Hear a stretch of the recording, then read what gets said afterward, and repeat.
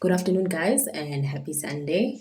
I thought, let me try this posting video thing and let me do it now while I still have my nerve.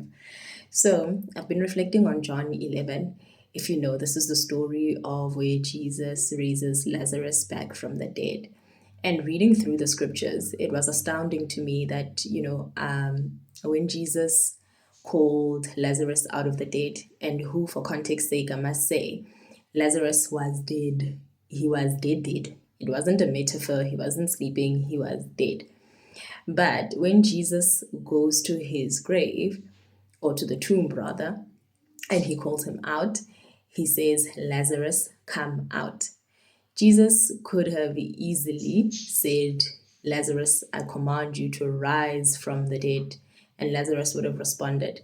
But no, he said, come out, meaning that he spoke to Lazarus as though he was still a living being who could still respond to him and hear him, which got me thinking about seemingly dead situations in our lives.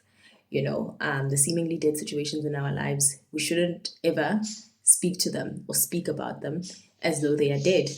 Use the model and the template of Jesus, where he says to Lazarus, Lazarus, come out.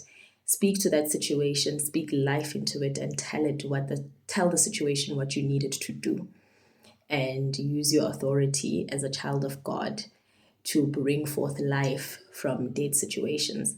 Kind of like how Ezekiel, in Ezekiel 37, spoke to the dry bones when God said, mortal man, can these bones live again?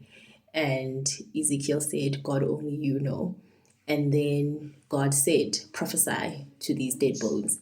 So as you step into a new week, let's not speak to any situation, especially the negative situations, as they are. Let's rather call forth what we would like to see, and that is life. Have a blessed week.